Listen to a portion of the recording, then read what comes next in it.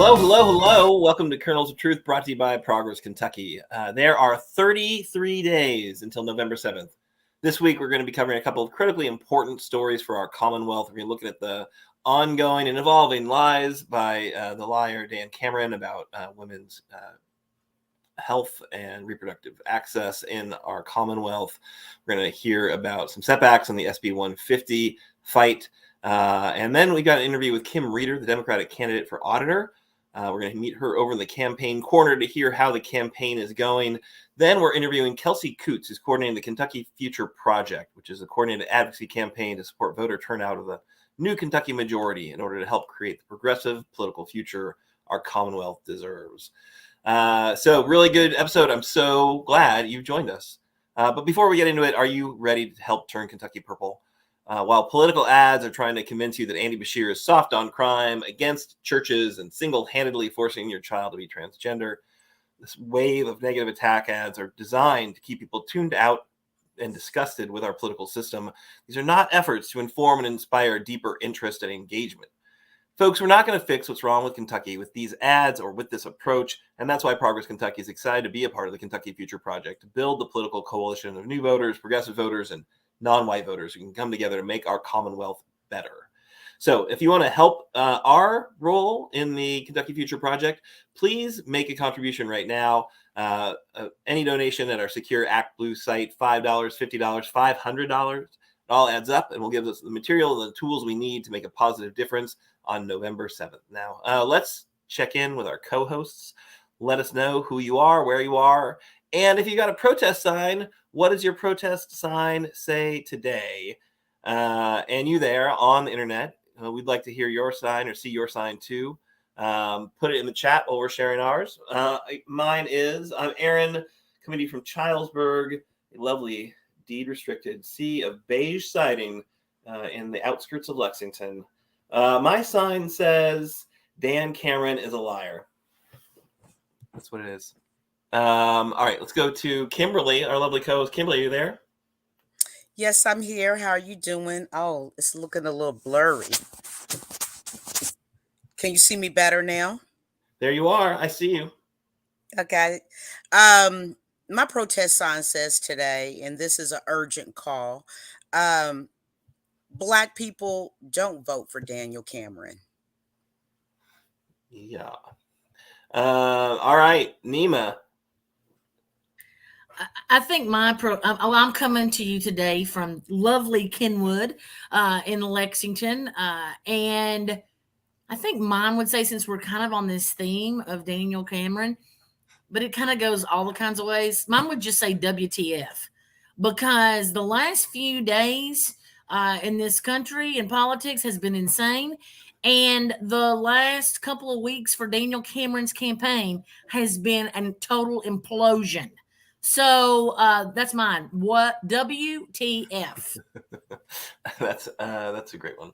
Yeah, and, just to be super clear, we are a Kentucky political news show, so it's not like we are, obtuse. We see what's happening in the larger political landscape and how absolutely crazy it is. But unless there is like a clear Kentucky component of it, we're probably not going to win. So yeah, there's no Speaker of the House, and that's a little bit crazy. And the way they got rid of their previous speaker was a little crazy. But, we got to cover our stories. We got to stay on our beat, people. And we just going to have to ignore that clown show, that circus that's going on in Washington, D.C., and focus on what's happening in Frankfort, what's happening in our communities throughout our Commonwealth. So as much as it would be fun to weigh in on that, we can't. And also, it's an episode with two guests, so we have got to stay on it if we are going to, at all come close to wrapping it up in an hour. So we're going to move into news of the week. And the first story, which is a big one, is coming to us from Nema. So, of course, SB 150 passed, unfortunately. That was probably one of the nastiest bills that I think a lot of us have seen in Frankfort in a very long time. It's dealing, with all kinds of stuff. It was kind of an omnibus, horrific bill to really pick on and bully, in my opinion, and I think many people's opinions, our trans community and our LGBTQ community. And of course, as predicted, a lot of this bill has gone to court. And the latest ruling, which came from last week, unfortunately, upheld an appellate court did on Thursday night, upheld a law in Kentucky and Tennessee that banned gender affirming healthcare for transgender minors. And so, as if this wasn't bad enough, because we're talking about people who are, kids who are going to have to detransition and start coming off these meds. I'm not really sure how safe or okay that is. I mean, this is really traumatic. And what follows this new thing from the appellate court is that now some families and on behalf of their children in Fayette County Public Schools has sued the district for, basically all kinds of stuff. They say it violates their fundamental right to public education, their individual right to privacy, free speech, freedom of thought, and rights of conscience. So, there's a lot going on with this. This is not over. I think this is going to linger. I think it's absolutely sad and terrible that this is. It should never be at this level. These are things that should not be discussed and politicized, in government. And so that's kind of what's going on with that. If you guys want to talk about it, what you think's going on, I'm nervous because, we've been seeing them pack a lot of courts lately, and we've seen how the Supreme Court's acting. And I'll be honest, guys, I don't know how this one's going to turn out.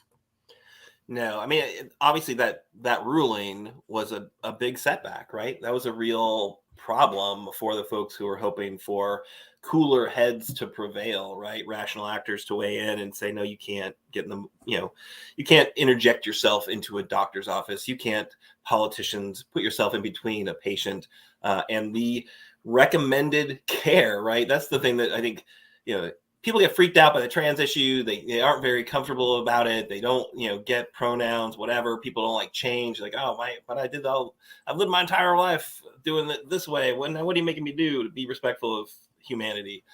Well, I just want to stop it. I don't like it. I don't think it's important. I want to stop it. But the idea that you were in fact allowing politicians to come between doctors and recommended treatments, I think there's, even if you're uncomfortable with pronouns, I don't think you think that's a great idea, right? And so, it's unfortunate that the courts didn't have the courage to kind of step in there and do the rational thing. I don't know how exactly that plays out, but it just shows, like you said, the importance of courts, the importance of, judicial elections or judicial appointments and nominations, and the politicians that do that work. And Trump was very effective in packing courts at the federal court level. The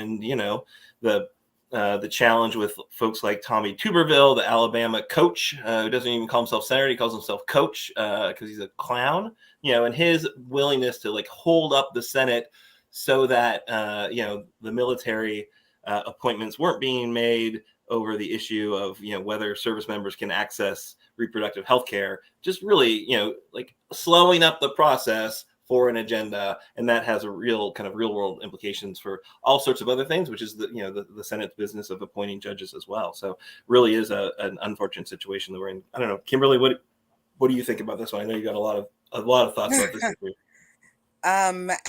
Actually, I just think it is what it's always been. A bunch of bozos that don't care anything about anyone. I don't even think they care about themselves, actually.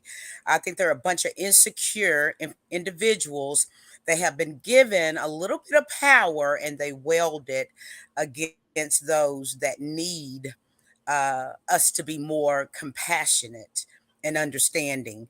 I see where Mr. Doug Price, as I like to call him, Dougie Fresh, he's saying on here in the comments, SB 150 equals hate. And we are seeing a lot of that in these days and times. So I just think that we need to keep fighting. I think this may drive a lot of people out of Kentucky for the sake of their children. I also think that I don't know. What do you say when you have a circus going on in Frankfurt? What do you really say? Well, I just think, we got to like connect the dots for people. Because I don't think people are excited about politicians coming between doctors and their patients. I just don't think they are, whether that's, reproductive health care or whether it's trans health care. I think they both have that same sense of like, wait, your doctor's saying this is what's good for you, and politicians are saying, no, you can't get that care. I don't, I think wherever you fall on the political spectrum, I think there's a lot of argument to be made that's just the wrong course of action. That's not what politicians should be spending their time on. So I think we need to connect those dots and say, hey, look, this is what happens when you've got an 80-20 GOP majority in the House and similar ratio in the Senate, right? This super duper GOP majority. Like, I know you like your guy, who comes around to the local fair and shakes hands, but mostly he, some she's are part of like a horrible agenda in Frankfurt. And you just need to connect those dots for people so they can see the kind of consequences of those elections. So this year's really big. This is a really big election. Next year is when all the House members are up for re-election. I think we really need to kind of weigh into that and lean into that. And now is a really important time to kind of building our networks in these swing districts so we can get rid of some of the worst and try to make things a bit more rational in Frankfurt. I agree. From your lips to God's ears, because it's a mess. Yeah, it's a mess. Yeah. No, and SB 150 is like, it does equal hate. And as Nema mentioned, like omnibus hate bill, like, and all the anti-LGBTQ stuff thrown in there. I do have to make a point because Willie is not here, so I will make it for him, that SB 150 has a lot of horrible components of it. One of the things, though, it doesn't necessarily say that school districts have to do horrible things. It says that the state board of education or the education cabinet can't stop them from doing things, right? So there's not a state rule that they're going to put in place on like outing students or on pronouns or on all the other things that they threw in there. So it still remains up to the schools to kind of choose to go down that path of bullying, like you said, Nema, bullying those kids. And so one more thing, like local elections, hyper local elections, school board elections matter. I know, Nema, there's a school board election here in Fayette County. I think District 1 is up. So, pay attention. Absolutely. Really important that we look at who these candidates are. So I don't know, Nema, if you wanted to weigh in or not, but. Yeah, this has been kind of what I've been noticing the last couple of years, and really why we've shifted our focus a lot to what's going on locally, because it's almost like we're going to have to protect what we can, and because we are a majority minority district, and people don't really seem to believe that here in Fayette County, but it's true. And I think that us in Jefferson County in particular, some of the larger counties, I think it is our moral responsibility to buck back against these things and to dig in and to say absolutely not, because a lot of families seek refuge in our bigger cities, and I know there's a lot of expats from the 606 who live in Lexington, basically because it is much bluer and you feel much safer if you're part of the LGBTQ community. And so it's almost like, to me, that we've got to protect public education at the biggest levels to cover the greatest amount of kids, and then we've got to start focusing on, okay, what are these other counties seeing, right? But that's my concern, y'all, are these school board races right now and your council races, your county clerk. These are things that we just kind of forget about, but keep an eye on them. Yeah, that's totally right. Absolutely. All right. So, Kimberly, I think you're going to cover the liar Dan Cameron and his recent flip-flops or evolution of his positions on abortion. How about this? I'm coming to you live from the Ohio Valley, which is right here in Louisville, Kentucky, Jefferson County. So the story today is Daniel, another bozo alert, Daniel Cameron's abortion lies. He said first, of course, that he'd sign a bill adding exemptions for rape and incest. And let me go back and say this again for YouTube. He said that he would sign a bill adding exemptions for sexual assault and incest, despite not noting that in a candidate questionnaire he filled out for an anti-abortion group, where he also checked every box in the anti-abortion column. So we just need to know from the Bozo campaign of Daniel Cameron, lead Bozo, what's the deal? Are you going to do some exemptions, or are you just going to be right back on the wagon where you were? And I told you all the other week that I felt like he really didn't have a mind of his own. He's just going to go whichever way the wind is blowing better on the Republican side. Period. Yeah, it's distressing to watch this, right? So he got called out for like filling out the, Northern Kentucky anti-abortion group's questionnaire, where he basically implied that he would ban birth control because the way they kind of view birth control as an abortion fashion or whatever, like these crazy folks are doing. He was like all in, like every single box, right? Yeah, I'm going to do everything. And then people are like, well, wait a minute, this is, I think some really important work was done to kind of highlight that and make him kind of held accountable to what he said he would do. And then, as you noted, Kimberly said, oh yeah, no, I'll happily sign a bill for exemptions, right? And then immediately changed his story and said, well, no, I would sign that bill if the court said we had to, right? So that's not the same story. Courts requiring you to do something that's not you of your own volition as a political leader. And then, he's basically said a couple times he's really happy with the current law, which of course there are no exemptions. It just goes right back to like, I think his, original sin here was like, he's just a Kentucky Republican and they're just all anti-choice in every possible way. But, when he was the Attorney General and we as voters said no on, Amendment 2, right? We all said no, there should be constitutional protections for abortion in our Commonwealth. That's what that vote said, right? And he is the, Attorney General for the Commonwealth, immediately said, no, no, we don't care what you said, voters. Like, no, there's not going to be that. And like, everyone kind of let him off the hook. Like, there's, oh, okay, well, yeah, I know we just came out to vote. And we all said very clearly that we want that constitutional protection and we think it should be there. And he just said no. And it was like, oh, all right, well, that's too bad. Like, I don't know. I just feel like there should have been some accountability there. And I get it that that's not how campaigns are necessarily structured. They're focused on winning the vote. But like, it was just so, to me, it was so infuriating that the clear will of the voters was just thrown out immediately. And no one seemed to like want to hold him accountable to that. But, that's Kentucky, I guess. Here we are. So I just love that he's in the barrel on this issue.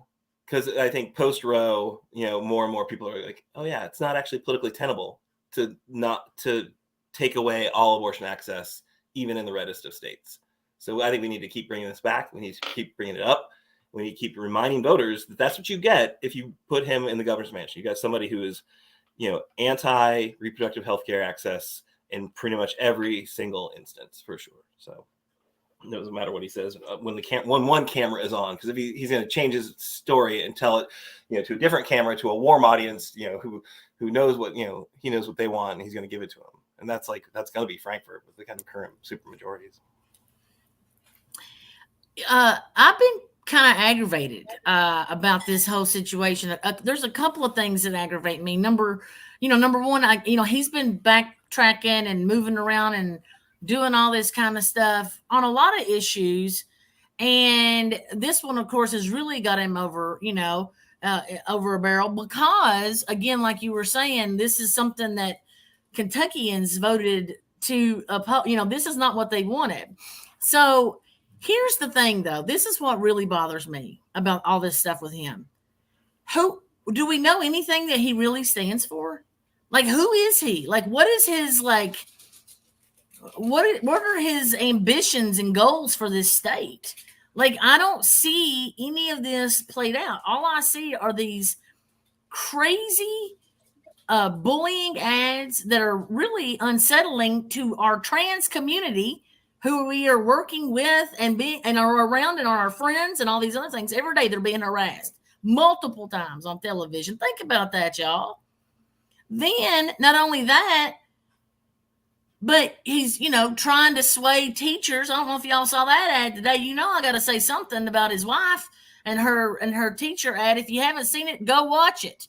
But I will say this.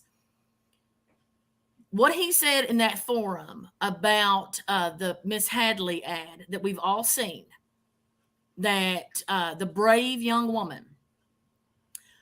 And again, I'm going to say this. I am tired of women having to share one of their most deepful and hurtful pains that they've ever experienced in their life in order to keep men out of our uteruses. I am tired of seeing women have to sacrifice themselves on the altar of the social media bots and trolls and all these other things to be harassed and called. Well, was she paid? Are you serious? I mean, these are the comments, and I'm telling you, women of Kentucky should not have to share our most intimate and deepest pain.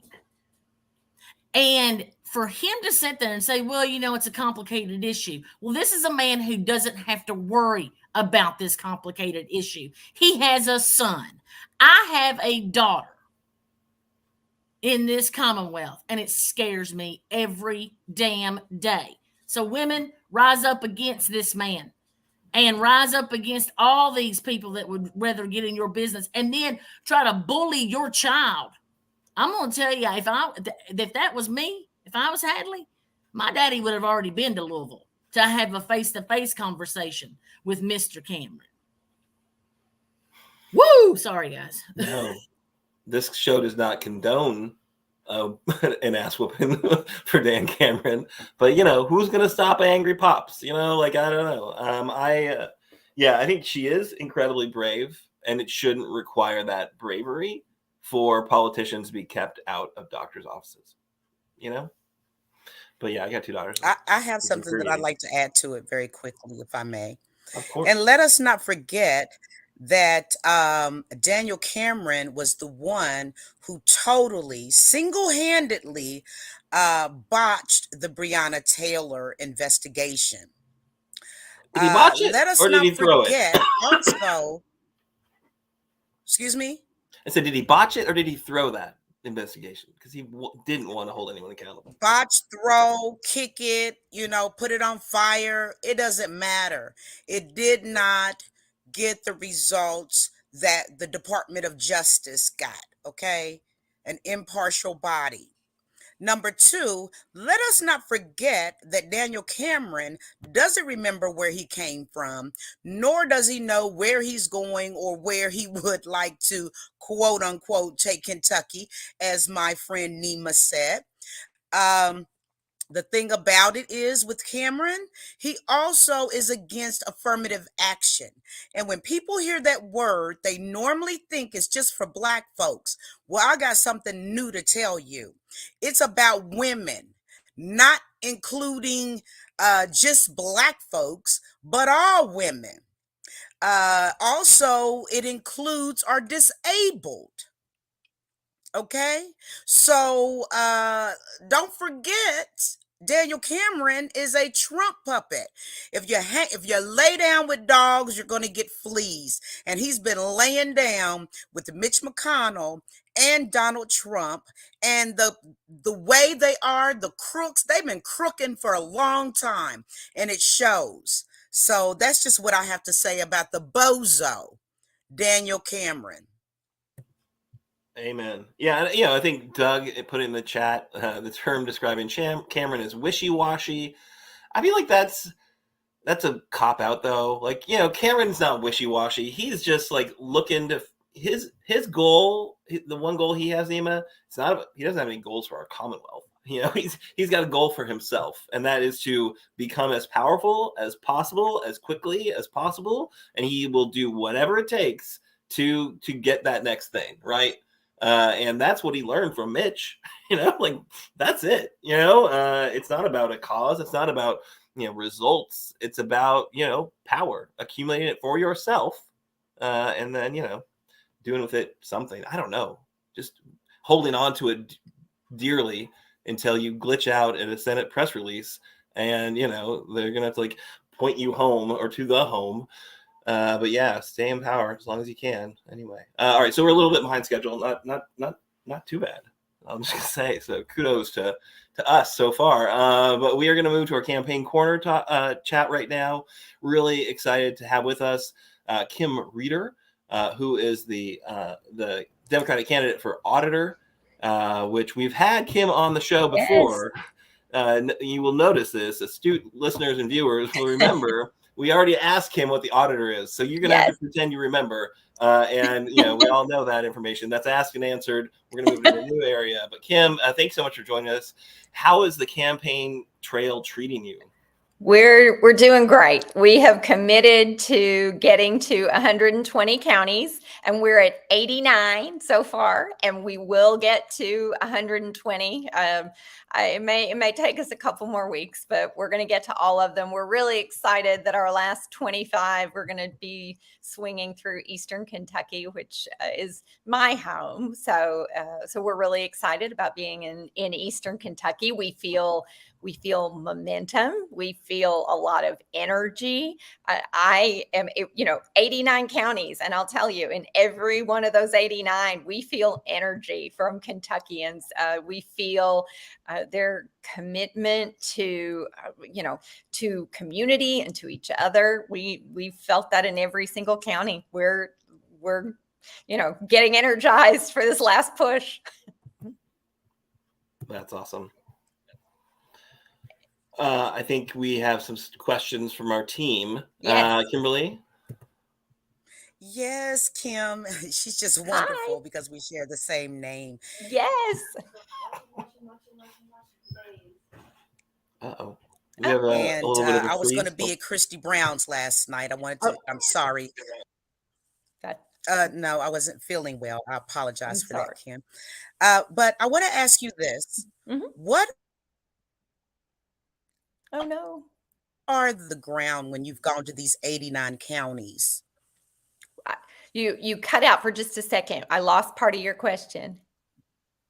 Oh, what are people on the ground saying? What are we hearing? Yeah, we're in the 89. Yeah. We're hearing, like I said, we're feeling a lot of momentum. We see people, talking with their family, talking with their friends. We see, we see a lot of discussion of straight ballot voting. We hear it a lot. We hear it coming up over and over again, which you never could have told me in May that we'd hear discussion of that. So much straight ballot Democratic voting, and that's very exciting. And one of the things I've said many times as we're talking to people, that I feel sometimes that we're like passenger pigeons of hope sometimes, because we're going into counties where they haven't, they think no one else is feeling the same way they do, that no one else is feeling exhausted. No one else is, is feeling ignored. No one else is feeling harassed. No one else is feeling that way. And we say over and over again, no, we're 80 when we were at 70, when we were at 80, you are not alone. We're other people all around the Commonwealth are experiencing the same feelings and feeling the same energy and hope. That's what passenger pigeons of hope. That's what we are. Hey Kim, how's it going? I'm good. So people know I really have only a one-track mind, which is public education. Yeah. And then of course I veer off to unions, but like there's basically all I think about night and day.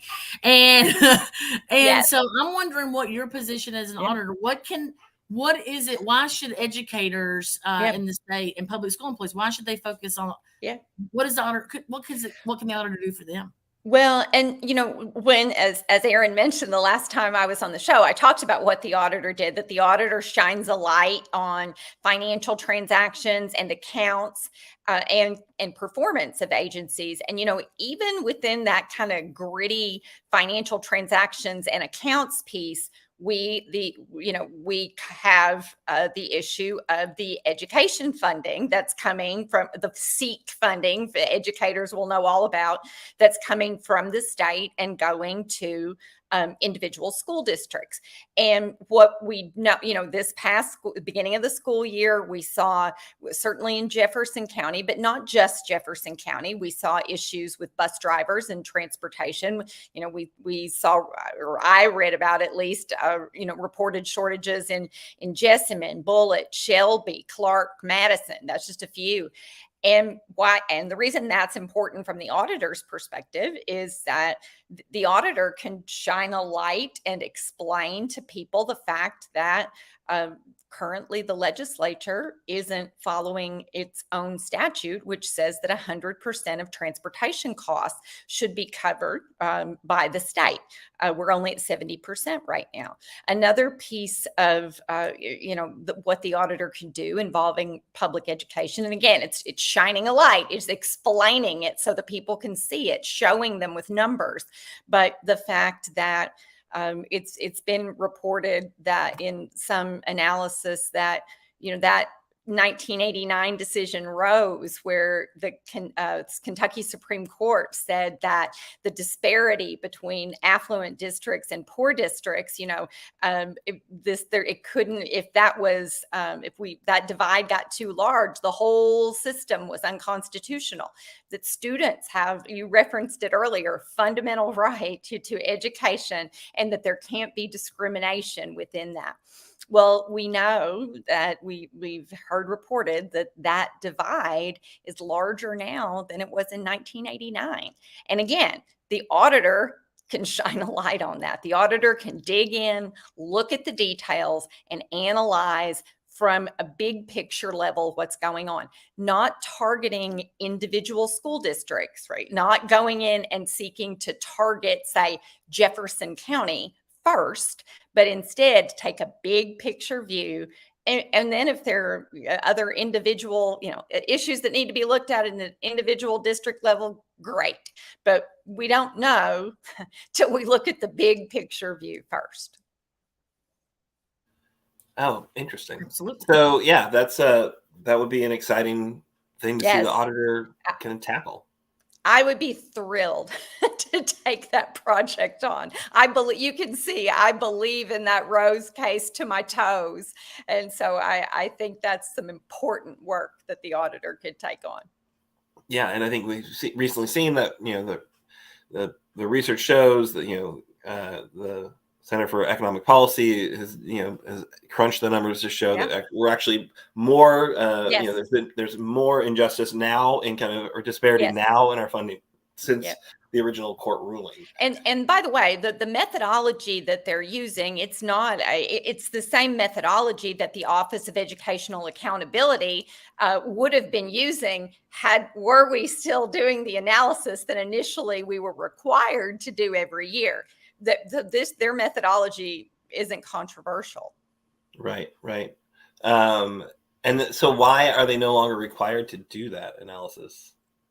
But I think that was a statutory change. And so they went back, I think there was a period, I think 2005 was the last time it was done on an annual basis. And then there was a catch up for 2006 through 2011.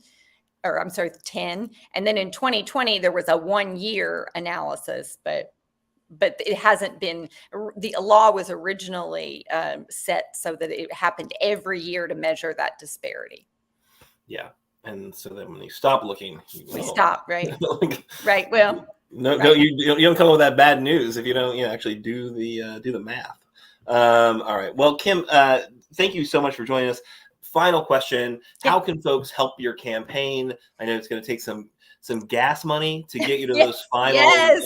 20-ish. I don't actually remember how many you still have to go, but it seems like a fair chunk. So Yeah. going to be some driving, and I don't Yes. think you're driving the most fuel efficient vehicle. No, it's a 1993 RV. You know, I mean, I think that's one of the things that people have connected with around the Commonwealth is the authenticity of our, of our campaign.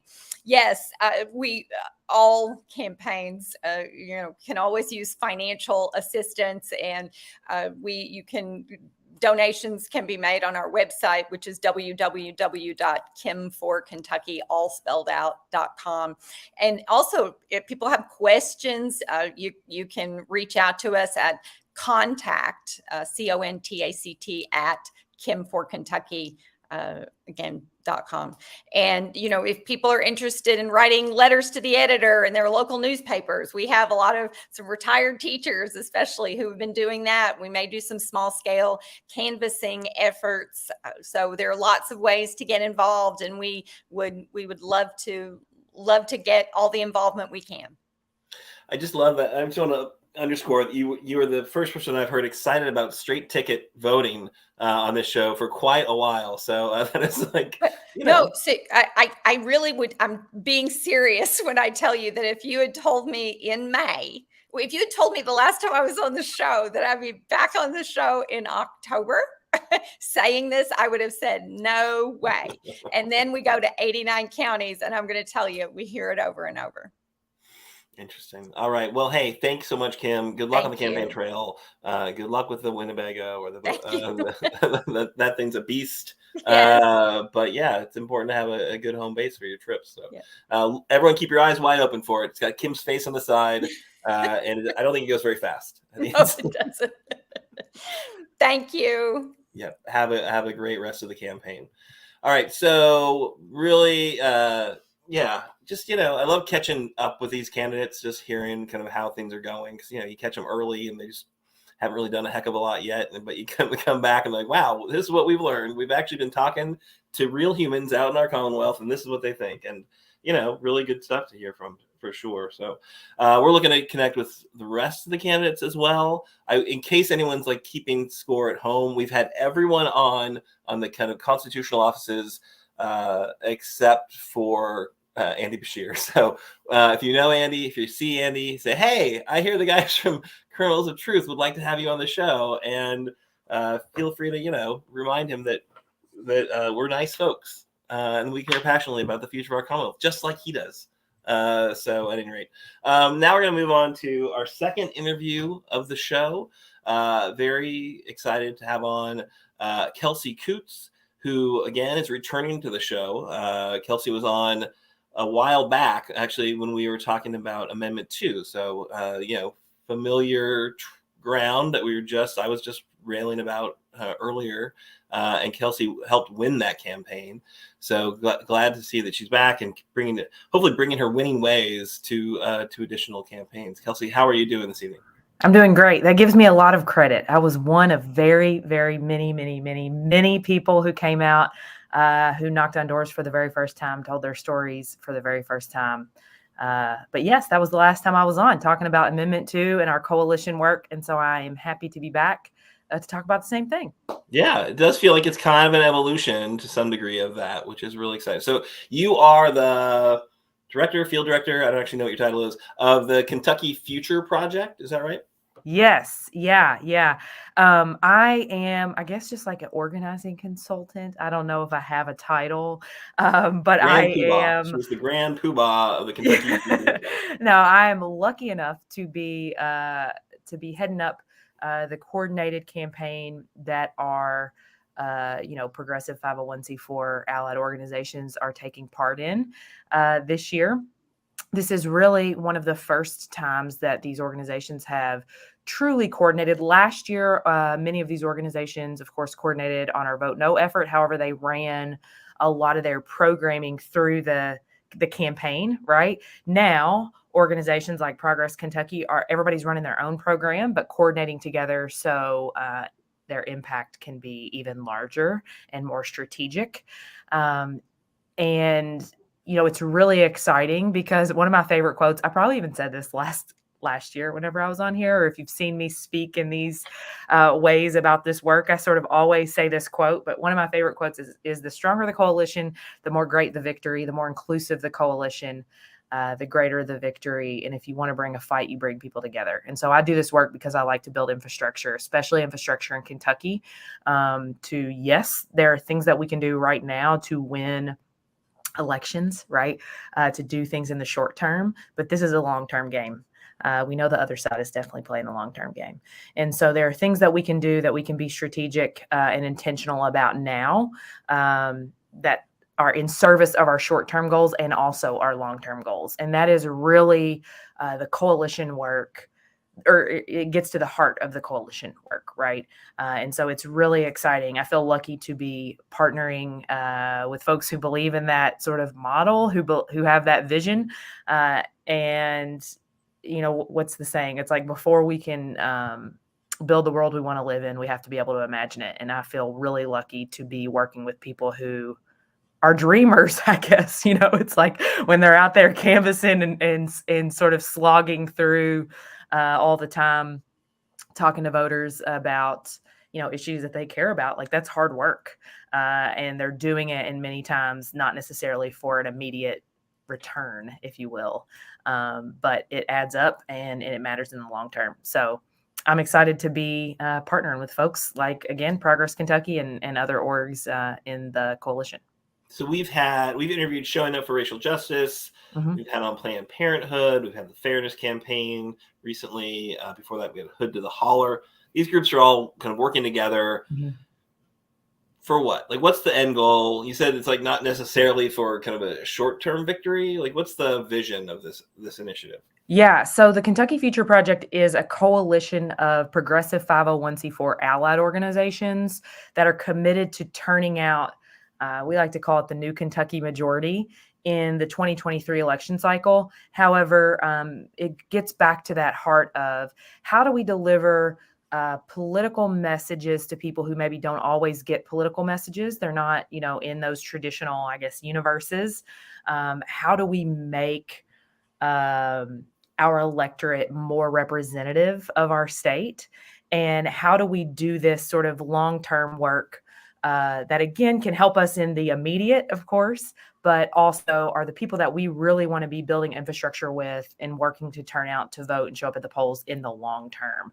One quote, just to sort of like illustrate this, I guess, or not one quote, one stat, I'm sorry, is that people who, this is like the most striking one for me, that's why I say this one, but people who make less than $30,000 per year make up 31% of the electorate in Kentucky, but people who make over $100,000 per year vote at a rate 5 times higher than those people. And we know in Kentucky, there's not a whole bunch of people who are making $100,000 per year or more. And so when you think about the people who make up our state, the people who vote, those things are out of balance. And so how can we ensure that we're spending the resources, spending the energy to say, hey, your voice matters. We want you at the polls. What issues do you care about, right? And ensure that we're making our democracy more representative, more reflective, and making sure that it's mirroring our population. That's great. That is a fairly astounding little factoid there about voter turnout. And if you've got the most at stake, to some degree you do, right? Because politics can't, like, our political system can help folks have the resources they need to survive if that's the direction they want to go, or they can just provide a bunch of tax cuts to rich people, right? And it seems like our legislature, with that kind of super majority that we have in hand, like, they really are excited about those tax cuts, right? Yeah. And they're more than willing to cut social services and aid to the folks who most need it to deliver on that. So it seems pretty clear, like, they're listening to their voters, and we need to make sure that we've got the strong, robust turnout from the folks who have a lot to gain from a better political system. Yeah. And really the exciting thing is, like, when you think about some of the political campaigns, it's, and this is just political campaigns in general, right? It's like, there's only so many resources to to, buy literature, pay for phone banks, pay for staffers, whatever it may be. And so the people who always get these political messages are people who like generally vote. And so they're the ones who kind of continuously get that effort and get those resources. And so people, a lot of times I'll hear, well, people that don't vote, they just don't care. No, there are significant barriers to voting. And not only that, but they have kids, they have lives, and maybe they don't see how it is totally relevant to them because we haven't been speaking to them. That's on us. And so the work of the coalitions, especially when we're talking, or of the coalition of all of these organizations, whenever we're talking about, building for the long term, it's not that we need to go talk to 1 million voters right now because it's election season.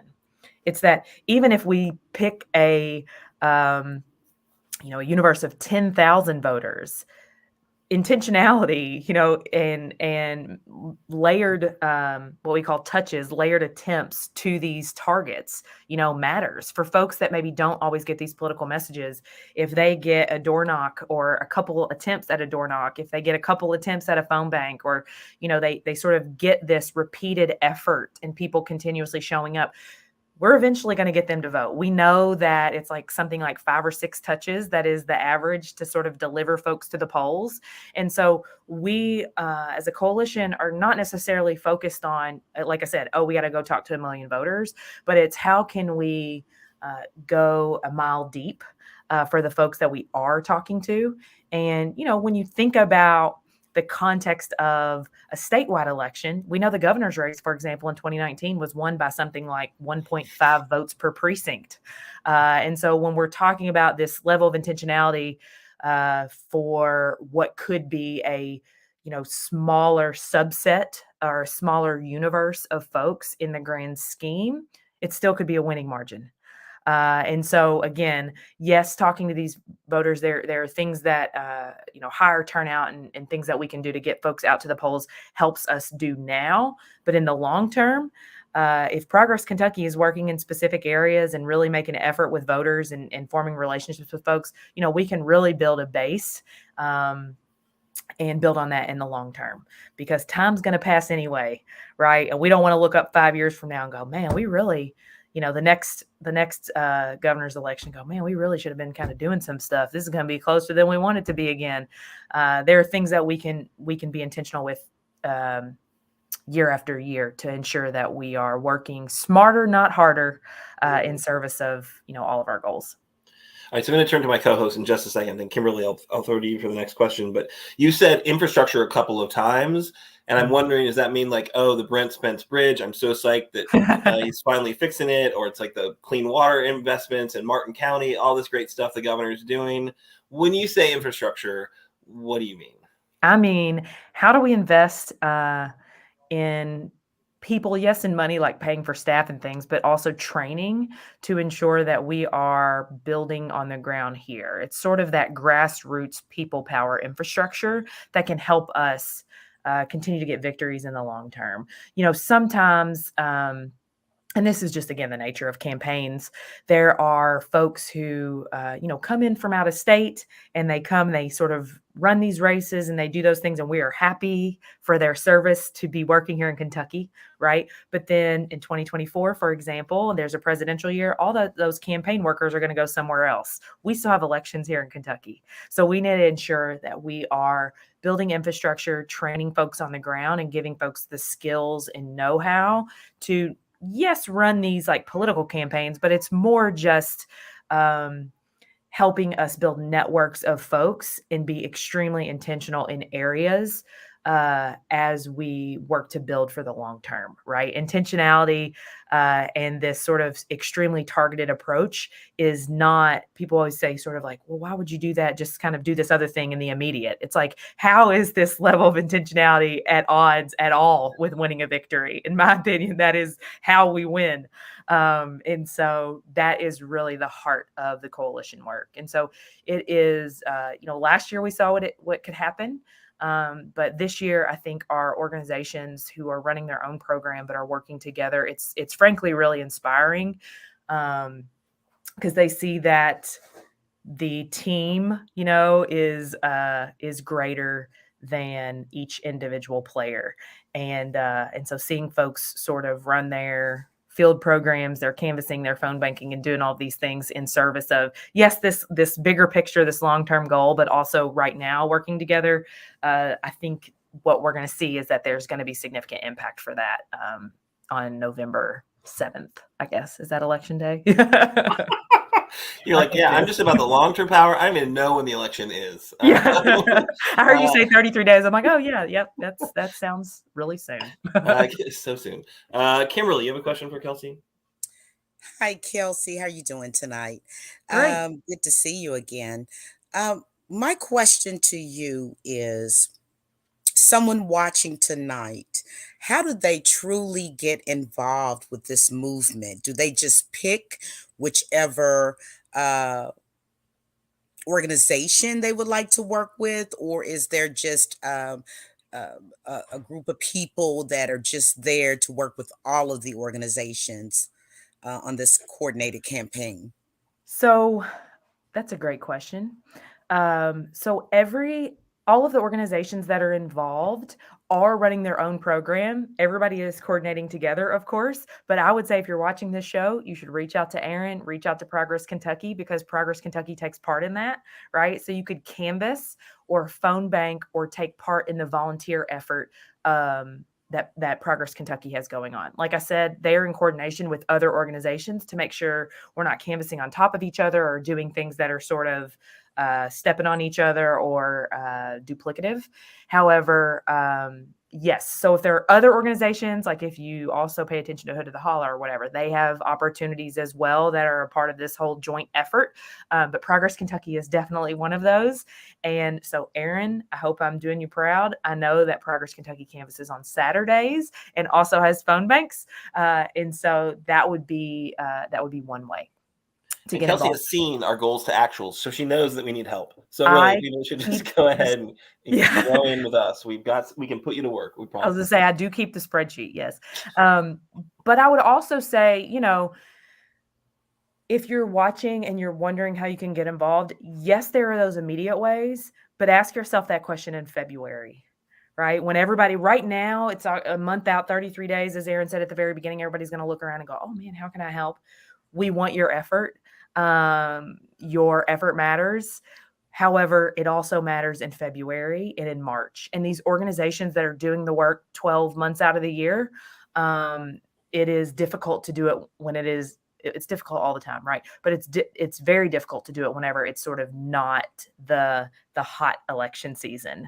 But there are still things to do. And if we're going to look up next October and say, oh, we've really sort of made progress in some of these areas and towards our long-term vision, it takes that work, that infrastructure building 12 months out of the year to do that. And so if you are watching, and just again, because this is Progress Kentucky, obviously many of you are in Lexington, but Aaron can put you to work in other central Kentucky counties as well, right? So if you're in Madison County and you want to canvass and take part, you're in Woodford County, you're in Clark County, all of those places, can be canvassed. So we're not just talking about Lexington here, but we'd love to have you take part. Awesome. Nema, any thoughts or questions for Kelsey? Hey, Kels. Hey. So I just wanted to say this. Of course, I mean, this is all things that I firmly believe in: relationships, and how they matter and how they provide and give value to people. And it's amazing what happens when you, have those conversations that might be hard and that might be difficult, but the relationship that comes out of it, those are the things that really is what matters, especially now in politics, especially if you're a Democrat. But I wanted to say this. I wanted to say that I talk to Kelsey ever so often. And this is the first time, I think, now I could be wrong, this is the first time I've even heard that she's doing this work. If that tells you anything about, I swear. So I just had to say that. Because she's sitting there talking, and I'm like, what? I'm like, I just thought you were making some spreadsheets. I do this all the time. No, I do. I obsess. You said you think about education and unions. This is what I think about. I think about organizing all the time. So it's like, yeah, we're 33 days out from election day, but hey, we're doing this in January too. So That's right. And you have to. We have to. And what I love about this, if I can just brag for 1 second, I love that it is not your traditional groups that always get invited to coalitions, yeah, and that it seems to be younger and more energized organizations that, you all know what I'm talking about. We always see the same people at the same meetings at the same. So this is kind of cool to see these newer organizations with a little bit more fresher, younger legs and stuff to knock on doors, Aaron. And, I just think it's really cool. So, yeah, let us know if we can help you guys with anything with AFT. So let us know. yeah, we're excited too, because one, I will just make this point and then I'll wrap it up. But one thing that we're really excited about is we work to pair organizations with like what their message is, what their mission of an organization is, as authentic messengers to potential like targeted voters, right? So we have folks, if your mission is to dealing with like surge, like white voters, white working class voters, then they are talking to white working class voters in the areas that they focus on, right?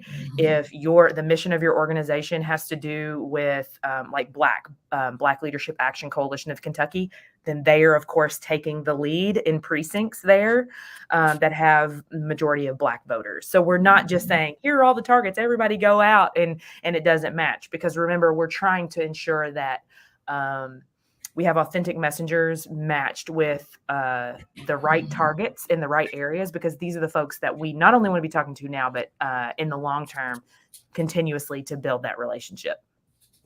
Absolutely. Yeah. Sorry, there's a cat fight going on with the corgi behind me. So yeah, sorry, I was a little bit distressed right there. But I think it's fine. All right. So Kelsey, appreciate you coming in to share the kind of vision of the Kentucky Future Project, giving you a plug for Progress Kentucky's canvassing. That's always appreciated. And really just, thanks for thinking of organizing and building power and building coalitions all day long. Because that's, I know you've got a few other things in your mind, and I'm sure, the kids take a little bit of mental bandwidth, but otherwise we'll take all you can give, because I think the fight is so significant and the challenge is so daunting, right? But look, no one thought Georgia would be Georgia until it was Georgia, right? So who knows? Why can't Kentucky be next? Why can't we turn this this red landscape into a purple place? Or even like Georgia seems like it's almost blue now. And it's such a quick shift in terms of the electoral outcomes. Of course, the work that went into creating those electoral outcomes, that was the long tail organizing that really was important to do. So lots of work to do. Lifetime fight. Yeah, I'm so glad that you are helping us to do that work. Thank you. Thank you so much for having me on. Awesome. Always. All right. So we are going to go ahead and move on to do a couple key things with this episode before we let you go. Kimberly, can you do us proud here? I sure can. First of all, our call to action is we need you to sign up for Progress Kentucky's 4 more years of a compassionate Commonwealth campaign. We're all in on reelecting Andy, right? And putting Colonel Pam in the AG's office. And as you heard and you saw tonight, our girl Kim Reeder in the auditor's office.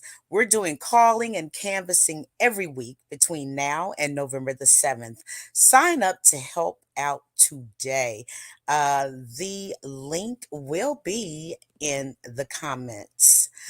Also, just want to give a big shout out to Kim Reeder, sending up a lot of blessings and prayers for her. I think she'll make a great auditor for our state, make us proud. And always thank you to Kelsey Coots for being exactly who she is, the maven of organizing.